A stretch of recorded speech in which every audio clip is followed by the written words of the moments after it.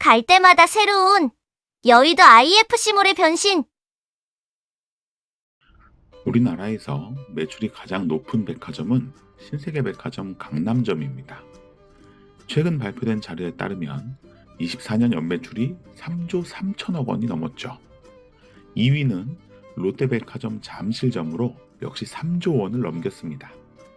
2조 원을 넘긴 곳은 신세계 센텀시티점과 롯데백화점 본점 두 곳이었고 1조 클럽에 들어가 있는 곳은 8곳으로 현대 판교점, 신세계 대구점, 현대 무역센터점, 신세계 본점, 현대 본점, 더현대 서울, 롯데 부산 본점, 그리고 갤러리아 명품관이 해당합니다. 1조 클럽이라고 부르는 연매출 1조 이상 백화점은 총 12곳에 해당하죠.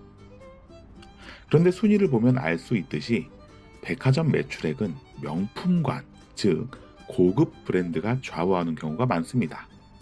고급 브랜드가 곧 백화점의 등급과 인기의 척도가 되기도 하지만 슬그머니 복합 쇼핑몰의 존재가 떠오릅니다. 이제 백화점인지 쇼핑몰인지 소비자 입장에서는 구분이 무의미해지기도 했고 스타필드 하남이나 고양 같은 지점은 명품관 없이도 매출 1조 원을 넘는다는 기사를 본 것 같기도 합니다. 그래서 매출액을 척도로 보기보다 요즘 가장 핫한 쇼핑 시설은 어디인지 생각해보면 더현대 서울이 가장 먼저 떠오르는데요. 더현대 서울은 롯데 잠실점에 이어 전년 대비 성장률 8.2%로 2위에 오르기도 했고 최단기간 1조 클럽에 가입한 것으로도 유명합니다. 그럼 오늘 살펴보는 곳이 더현대 서울이냐고요? 오늘 살펴보는 곳은 IFC몰입니다.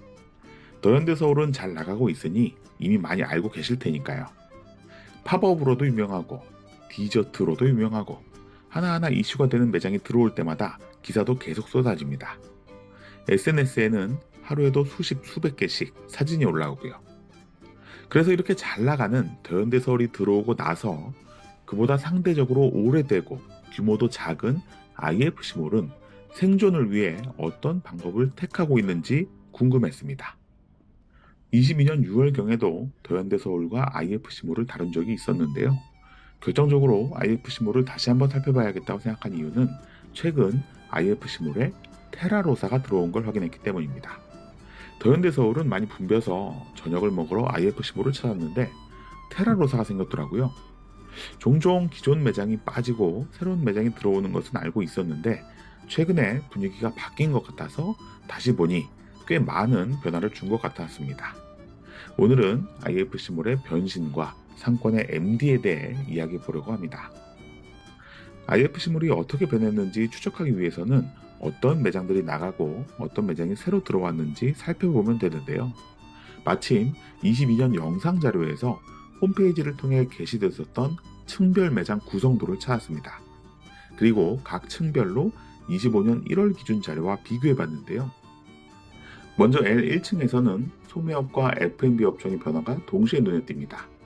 록식당이 있던 자리에는 모자 브랜드 뉴에라가 들어왔고 AX가 있던 자리에는 패션 브랜드 코치가 들어왔죠. 오이쇼 자리에는 에이세컨즈가 들어왔습니다. 젊은 감성의 모자 브랜드 뉴에라가 들어온 것도 눈길이 가지만 에스컬레이터 내려오는 중요한 동선에 IFC몰 내에서는 고가 브랜드에 속하는 코치가 들어온 게 의미 있는 변화네요. 더 고가의 라인업을 들여오기 전에 IFC몰 내에서도 명품이 판매될 수 있는지 중요한 실험이 될 것 같습니다. 또 한편으로 카페가 밀집한 라인도 많이 바뀐 것을 볼 수 있는데요. 더 플레이스가 L3층으로 이동한 자리에는 인도 음식점 아그라가 들어오고 스무디킹부터 웨질스 프레즐이 있던 대여섯 개 자리는 라운지 X, 플로리다 우르츠, 아메리칸 트레일러, 카라멜리아 오, 콘디토리 오픈, 카페 유니까지 신상 카페로 바뀌었습니다. 또 올리브영보다 상위 호환으로 색조 화장품의 강세가 있는 세포라가 있던 자리에는 베스킨라빈스와 쉐이크쉑으로 업종 변경이 일어났네요.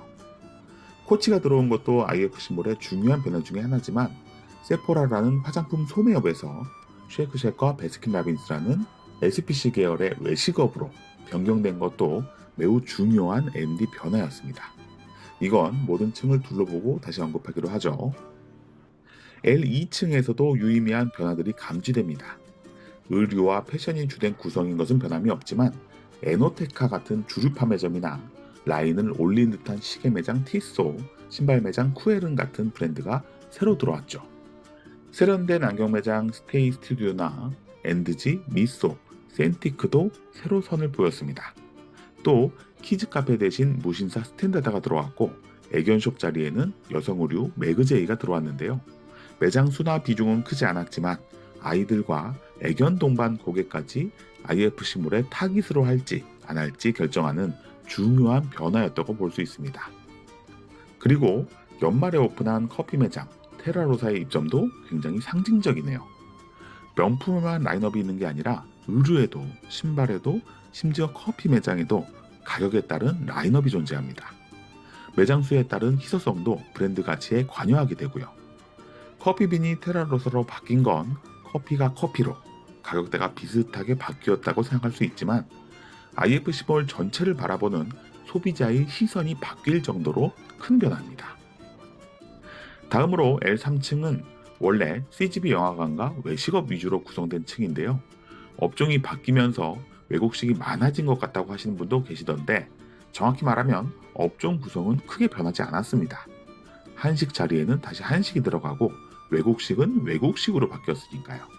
다만 좀 더 고급스러워진 느낌은 분명히 듭니다. 홍수개 찜닭 자리에 카츠팔이 들어왔고 아비꼬 자리에는 크리스탈 제이드가 들어왔죠. 또 전보 시푸드나 모담 그리고 리뉴얼한 더 스테이크하우스 같은 브랜드가 파인다이닝을 강화한 느낌을 줍니다. 중앙부의 푸드코트가 확 바뀌면서 유행하는 외국식 매장이 여러 개 들어온 것도 중요한 변화였고요. 확실히 신경을 많이 쓴 느낌이 드는 L3층이었죠. 마지막으로 지하철역과 이어지는 스트리트에는 와플샵, 라스베이글, 원조 공주 떡집, 포포유, 메머드 익스프레스, 삼형제 김밥, 잣품은 그 집 호두과자 같이 역시 많은 변화가 있었습니다. 유동 인구는 많지만 유동 속도가 빨라서 분식이나 카페, 디저트, 편의점 같은 시설만 입점할 수 있는 입지다 보니 매장 변경이 잦은 구역인데요. 귀금속은 어울리지 않는 구역이라고 생각했었는데 예상대로 빠졌고 넓은 편의점 1개 자리가 2개의 작은 외식업과 1개의 작은 편의점으로 개편된 것도 확인할 수 있습니다. 아직 더 라이트한 가격과 브랜드로 바뀌어야 할 것 같은데 지켜봐야겠네요. 약 120개 정도 매장 수가 나오는 IFC몰의 구성이 어떻게 바뀌었는지 정리해 보겠습니다. MD는 면적으로도 보고 점포수 비중으로도 보는데 계산된 수치는 점포수 기준입니다. 먼저 소매 외식 서비스업이라는 큰 카테고리로 보면 소매업은 53.4%에서 44.4%로 감소했고 외식업은 41.7%에서 51.9%로 크게 늘었습니다. 서비스업은 4.9%에서 3.7%로 소폭 감소했고요. 실제로 돌아보면 의류, 패션 관련 소매업은 매장 하나하나의 면적이 커지면서 점포수 비중이 줄어든 만큼 중요도도 함께 줄어든 느낌은 아니었지만 상대적으로 외식업의 비중이 더 커진 느낌은 분명히 들었습니다. 아까 세포라 매장이 쉐이크쉑과 베스킨라빈스로 대체되고 넓은 편의점이 2개의 작은 카페에 자리를 내주는 걸 보셨죠. 또 기존에 있었던 대형 매장들이 면적을 더 확장하거나 공실로 있던 자리가 외식업으로 채워지는 등 여러 요소가 영향을 미친 것 같습니다.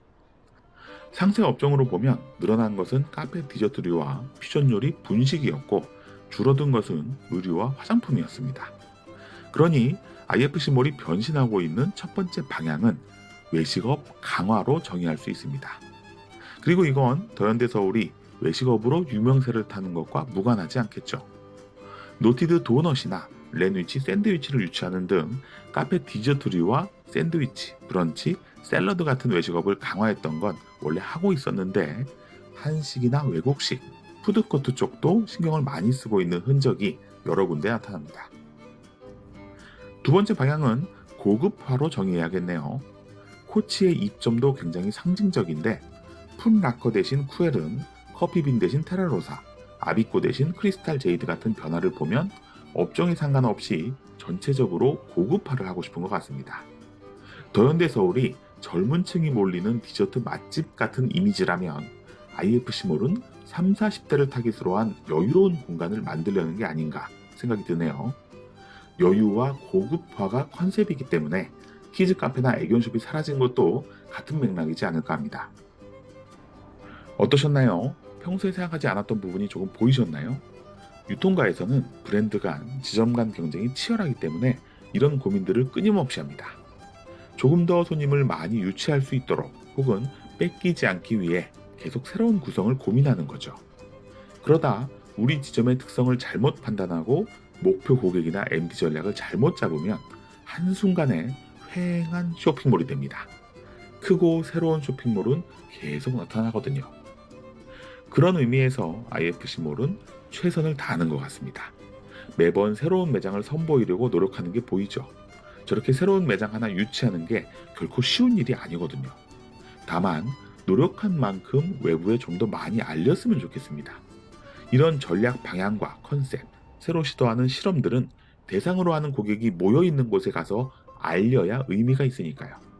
앞으로도 계속 새롭게 구성하고 잘 알려서 더현대 서울과 견조도 밀리지 않고 공생하는 시설이 되었으면 좋겠습니다. 상권 읽어주는 남자 주일장이었습니다. 좋아요, 댓글, 구독, 알림 설정.